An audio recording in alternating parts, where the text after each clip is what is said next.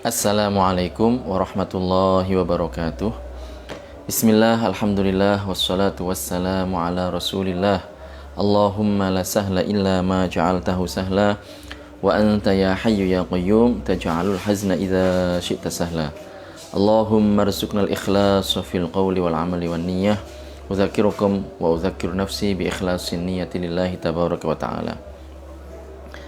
Akan kita lanjutkan kembali kajian kita, yaitu pembahasan mengenai kitab karya Al-Imam Al-Harari rahmatullahi alaihi, dan kita sampai kepada pembahasan mengenai sifat wajib bagi Allah Subhanahu wa taala, yaitu al-ilmu. Pengarang rahimahullah menyebutkan, al-ilmu i'lam anna ilmallahi qadimun azali kama anna dzatahu azali falam yazal aliman bidzatihi wa sifatihi wa ma yuhdithuhu min makhluqatih fala yatasifu bi'ilmin hadithin li'annahu law jazat tisafuhu bil hawadith lan tafa anhu al-qidam li'anna makana mahalanil hawadithi la budda an yakuna haditha. Jadi sifat ilmu yaitu maha mengetahui. I'lam anna ilmallahi qadimun azali. Jadi ketahuilah bahwa ilmu Allah adalah qadim dan azali. Qadim atau azali maksudnya adalah tanpa permulaan. Kama anna dzatahu azali, sebagaimana zat Allah Subhanahu wa taala juga azali, yaitu tanpa permulaan. Falam yazal aliman bidzatihi wa sifatihi wa ma yuhdithuhu min makhluqatih. Allah pada azal mengetahui zat dan sifat-sifatnya serta apapun yang ia munculkan di antara makhluknya. Fala yatasifu bi ilmin hadithin li'annahu law jazat tisafu bil hawadith lan tafa'anhu al-qidam. Jadi Allah Subhanahu wa taala tidak bersifat dengan ilmu yang baharu, karena seandainya jaiz bagi Allah bersifat dengan sifat yang baharu, maka sifat qidam ini akan ternafikan dari Allah Subhanahu wa taala. Jadi apabila disifati dengan sifat hadis, seandainya disifati dengan sifat hadis, maka tidak akan disifati dengan sifat qidam. Li'anna makana mahallanil hawadithi la budda an yakuna haditha. Karena sesuatu yang menerima atau berlaku baginya sifat-sifat yang baharu, maka ia pasti juga baharu, hadis, yaitu ada dengan permulaan. Sebagaimana disebutkan dalam firman Allah Subhanahu wa taala yang menjelaskan mengenai sifat ilmunya Allah Subhanahu wa taala di surat Al-Mulk. Ala ya'lamu man khalaqa wa huwal latiful khabir. Ala ya'lamu man khalaqa wa huwal latiful khabir. Jadi Allah Subhanahu wa taala zat yang menciptakan itu maha mengetahui. Allah Subhanahu wa taala maha pemurah, zat yang maha pengasih, dan zat yang maha mengetahui. Dan ilmu Allah Subhanahu wa taala ini adalah ilmu yang satu, yang tidak berbilang, tidak bertambah, tidak berkurang, tidak sebagaimana ilmunya makhluk. Kemudian di ayat yang lain juga disebutkan wa huwa bikulli syai'in alim. Wa huwa bikulli syai'in alim. Jadi Allah Subhanahu wa taala maha mengetahui atas segala sesuatu. Kemudian yang dimaksudkan dengan segala sesuatu di sini, ya, masuk diantaranya adalah Allah Subhanahu wa taala, zatnya, kemudian sifat-sifatnya, ciptaannya, makhluk-makhluknya, kemudian sifat-sifat dari makhluk-makhluknya. Dan yang di ayat yang lain, Allah Subhanahu wa taala berfirman, wa kana Allahu bikulli syai'in muhita.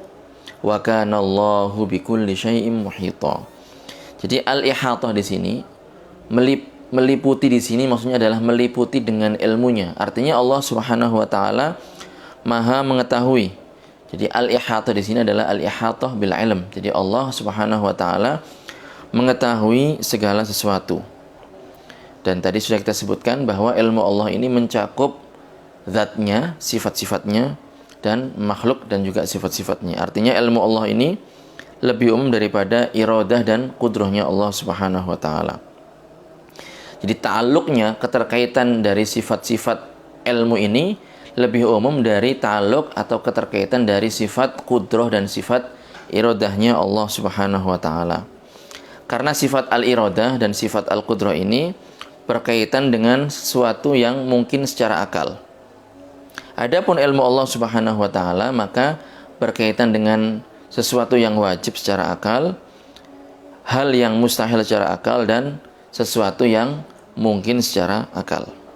Jadi makanya tadi kita sebutkan Allah mengetahui zatnya, mengetahui sifat-sifatnya. Zat dan sifat Allah ini merupakan sesuatu yang wajib secara akal. Kemudian segala yang muncul dari makhluk Allah di antara makhluk-makhluknya itu juga diketahui oleh Allah Subhanahu wa taala. Ini adalah sesuatu yang mungkin secara akal. Kemudian perkara atau hal yang mustahil terjadi, ya, itu seandainya terjadi tapi tidak mungkin terjadi, itu juga diketahui oleh Allah Subhanahu wa taala. Dan ilmu Allah sekali lagi tidak berubah, tidak bertambah, tidak berkurang, ya, tidak mengalami perkembangan, ya, tidak sebagaimana ilmunya makhluk. Kemudian di sini pengarang rahimahullah menyebutkan wa ma auhama tajaddudal ilmi lillahi ta'ala minal ayatil qur'aniyyati ka qaulihi ta'ala al-ana khaffafa Allahu 'ankum wa 'alima anna fikum dha'fa falaysa al-muradu bihi dhalik wa qawluhu 'alima laysa raji'an li qawlihi al-an balil ma'na annahu ta'ala khaffafa 'ankum al-an li'annahu 'alima bi'ilmihi as-sabiqi fil azal annahu yakunu fikum dha'f. Setelah kita ketahui bahwa ilmu Allah tidak berubah, tidak bertambah, tidak berkurang, ilmu Allah adalah ilmu yang azali tanpa permulaan, maka apabila kita mendapati dalam ayat Al-Quran ayat atau kalimat yang memberikan kesan bahwa ilmu Allah ini adalah ilmu yang baharu, maka bukan demikian maknanya. Oleh karenanya beliau di sini mengatakan wa ma auhama tajaddudal ilmi lillahi ta'ala minal ayatil qur'aniyah. Jadi ayat-ayat Al-Qur'an yang memberi kesan keliru bahwa ilmu Allah Subhanahu wa taala ini baharu, maka maksudnya tidak seperti itu. Kaqaulihi ta'ala al-ana khaffafallahu 'ankum wa 'alima anna fikum dha'fa. Jadi di surat Al-Anfal ayat 66. Yang maknanya adalah sekarang Allah meringankan kepadamu dan Dia mengetahui pada azal bahwa padamu ada kelemahan. Bahwa padamu ada kelemahan. Untuk pada kalian ada kelemahan. Falaisal muradu bihi dzalik, maka bukan itu yang dimaksud. Jadi kita tegaskan bukan maksudnya adalah Allah ini baru mengetahui, ilmu Allah baharu. Wa qawluhu wa 'alima laisa raji'an liqaulihi al-an. Jadi kalau kita perhatikan di ayat tersebut terdapat kata alima, Allah telah mengetahui. Kemudian di awal ayat disebutkan al-an yang artinya adalah sekarang. Nah, di sini kata Allah mengetahui itu tidak berkaitan dengan al-an. Balil makna, tapi maknanya adalah annahu ta'ala khaffafa ankumul an. Jadi maksudnya adalah Allah Subhanahu wa taala sekarang memberikan keringanan kepada umatnya, memberikan keringanan kepada umat manusia, kepada umat Nabi Muhammad sallallahu alaihi wasallam, li'annahu 'alima bi'ilmihi sabiqi fil azal annahu yakunu fikum dha'af. Jadi Allah Subhanahu wa taala meringankan dari kalian sekarang. Kenapa? Karena Allah Subhanahu wa taala Maha mengetahui. Pengetahuan Allah Subhanahu wa taala tanpa permulaan dengan ilmunya, ya, bahwa pada azal terdapat kelemahan pada kalian. Jadi Allah mengetahuinya itu pada azal. Bahwa nanti di masa tertentu orang-orang ini akan mengalami yang namanya kelemahan sehingga diringankan oleh Allah Subhanahu wa taala. Jadi bukan maksudnya Allah baru tahu, bukan maksudnya Allah ilmunya baharu, bukan seperti itu. Wa kadzalika qauluhu ta'ala walanabluwannakum hatta na'lamal mujahidina minkum was-sabirin. Walanabluwannakum hatta na'lamal mujahidina minkum was-sabirin. Ma'nahu walanabluwannakum hatta numayyiz ay nudhiru lil khalqi man yujahidu wa yasbiru min ghairihim.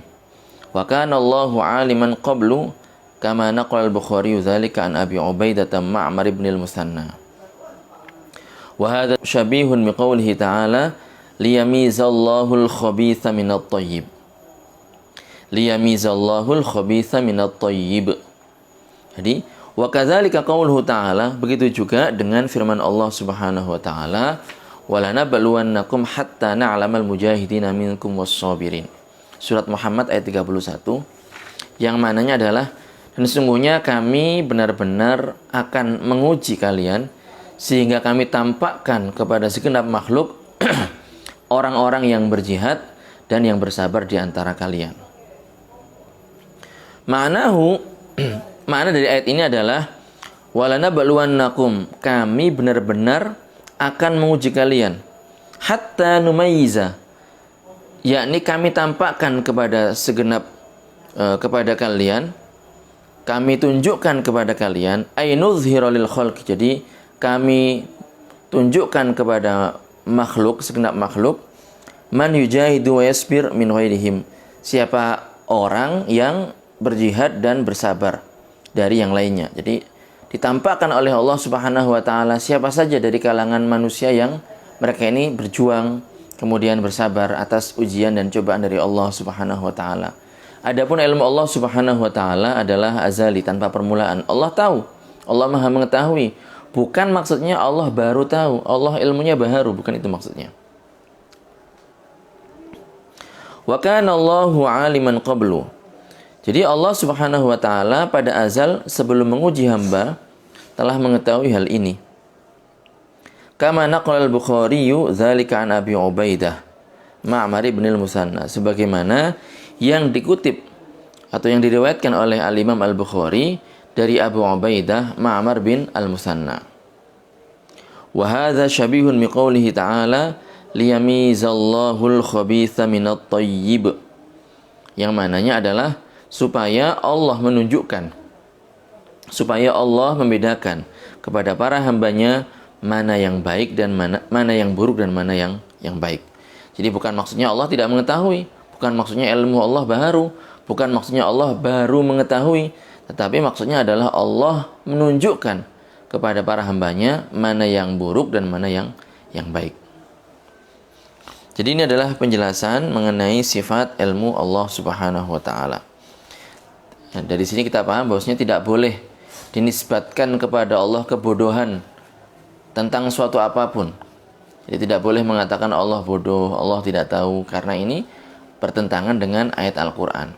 Dan juga tidak boleh diyakini bahwa sifat ilmu Allah Subhanahu wa taala adalah baharu, atau ilmu Allah ini adalah sesuatu yang baru saja terjadi, karena itu bertentangan dengan sifat wajib Allah Subhanahu wa taala.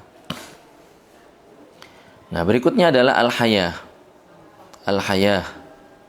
Pengarang rahimahullah mengatakan, yajibu lillahi ta'ala al-hayah, fahuwa hayyun lakal ahya, idh hayatuhu azaliyatun abadiyah, laysat biruhin wa dam. Wad dalilu ala wujubi hayatihi wujudu hadzal alam. Falau lam yakun hayyan lam yujad syai'un minal alam, lakinna wujudal alami thabitun bil hissi wad darurati bila syak. Jadi sifat yang berikutnya adalah al-hayah, hidup. Allah Subhanahu wa taala Maha hidup. Al-hayah, ya, yajibu lillahi ta'ala al-hayah. Jadi al-hayah, sifat hidup ini wajib atau pasti bagi Allah Subhanahu wa taala. Fa huwa hayyun lakal ahya. Allah Subhanahu wa taala hidup tidak seperti segala yang hidup. Idh hayatuhu azaliyatun abadiyatun. Jadi hidupnya Allah itu azali dan abadi, tanpa permulaan, tanpa penghabisan. Laisat biruhin wa damin. Allah Subhanahu wa taala tanpa roh dan tanpa darah. Wad dalilu ala wujubi hayatihi wujudu hadzal alam. Dalil atas wajibnya sifat hidup Allah atau wajibnya sifat hayat Allah adalah wujudu hadzal alam, adanya alam semesta ini. Falau lam yakun hayyan lam yujad syai'un minal alam. Jadi kalau seandainya Allah tidak disifati dengan sifat hidup, maka tidak akan ada sesuatu pun dari alam semesta ini. Lakin wujudal alami tsabitun bil hissi wad darurati bila syakkin. Tetapi kenyataannya alam ini ada. Alam ini tetap kita saksikan, kita rasakan ya. Dan ini adalah sesuatu yang darurah, sesuatu yang tidak perlu pemikiran lagi. Jadi tanpa ada keraguan sedikit pun dalam hal ini. Jadi ini adalah sifat ilmunya Allah Subhanahu wa taala sebagaimana disebutkan dalam Al-Qur'an, Allahu la ilaha illa huwal hayyul qayyum. Jadi ini sebagaimana disebutkan dalam Al-Qur'an mengenai sifat hayatnya Allah Subhanahu wa taala, Allahu la ilaha illa huwal hayyul qayyum. Yang maknanya adalah Allah, tidak ada Tuhan yang berhak disembah melainkan Ia, adalah zat yang al-hayy, maha hidup, al-qayyum, yang tidak butuh kepada selainnya. Kemudian sifat yang berikutnya adalah al-wahdaniyah. Al-wahdaniyah. Ma'na al-wahdaniyati annahu laysa dzatan mu'allafan min ajza'in. Fala yujadu dzatun mithlu dzatihi wa laysa li ghairihi sifatun ka sifatihi aw fi'lun ka fi'lihi. Wa laysa al-muradu bi wahdaniyatihi wahdaniyatil adad. Idhil wahidu fil adad lahu nisfun wa ajza'un aydha. Balil murad annahu la syabihalah. Jadi sifat wahdaniyahnya Allah Subhanahu wa taala, sifat esanya Allah, sifat tunggalnya Allah, sifat satunya Allah Subhanahu wa taala.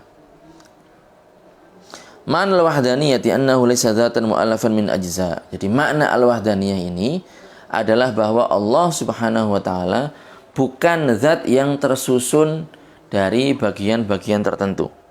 Jadi sekali lagi, Allah Subhanahu wa taala bukan zat yang tersusun dari bagian-bagian tertentu. Fala yujadu dzatun mithlu dzatihi wa laysa li ghairihi sifatun ka sifatihi aw fi'lun ka fi'lihi. Jadi tidak ada zat yang menyerupai zat Allah. Tidak ada selain Allah yang mempunyai sifat seperti sifatnya Allah Subhanahu wa taala. Dan tidak ada yang mempunyai perbuatan seperti perbuatan Allah Subhanahu wa taala. Wa laysal muradu bi wahdaniyatihi wahdaniyatul adad. Kemudian penting juga untuk kita ketahui bahwa ketika disebutkan wahdaniyah yang merupakan sifat wajib bagi Allah Subhanahu wa taala, maka bukanlah satu seperti pengertian bilangan, bukan. Satu dibagi dua, setengah, dua kali. Bukan seperti itu. Tapi maksudnya di sini adalah Allah Subhanahu wa taala tidak ada sekutu baginya. Idil wahidu fil adad lahu nisfun wa ajza'un aydha. Kenapa demikian? Karena satu dalam bilangan ini mempunyai separuh, mempunyai bagian-bagian juga. Balil muradu annahu la syabihalah. Jadi maksud dari wahdaniyah ini adalah tidak ada yang serupa dengan Allah Subhanahu wa taala. Tidak ada yang sama dengan Allah Subhanahu wa taala. Kemudian akan kita sebutkan burhan atau dalil bahwa Allah Subhanahu wa taala wajib disifati dengan sifat esa. Jadi ini kita akan sebut secara ringkas, insyaallah akan kita lanjutkan pada pertemuan berikutnya secara detail. Namun di sini akan saya jelaskan secara ringkas bahwa alam semesta ini, akal ini menerima bahwa alam semesta ini pasti mempunyai zat yang menciptakannya. Dan yang menciptakan alam semesta ini pasti hidup. Kalau mati nggak mungkin menciptakan alam semesta. Pasti maha kuasa. Kalau tidak kuasa pasti tidak akan menciptakan alam semesta. Pasti maha mengetahui. Kalau seandainya tidak mengetahui, maka tidak akan menciptakan alam semesta. Muridan pasti punya kehendak, mukhtaran tidak terpaksa. Jadi ini sifat orang yang benar dalam mengucapkan syahadat adalah seperti ini. Nah, kemudian kalau seandainya jelas atau kita tetapkan dengan pengandaian ini ya, bahwa yang menciptakan itu disifati dengan sifat-sifat tersebut. Maha hidup, maha kuasa, maha mengetahui, maha berkehendak, maha memilih dan seterusnya. Kita katakan kepada mereka Qulna law kana lil alami sani'ani wajib an yakuna kullu wahidin minhuma hayyan qadiran aliman muridan mukhtara.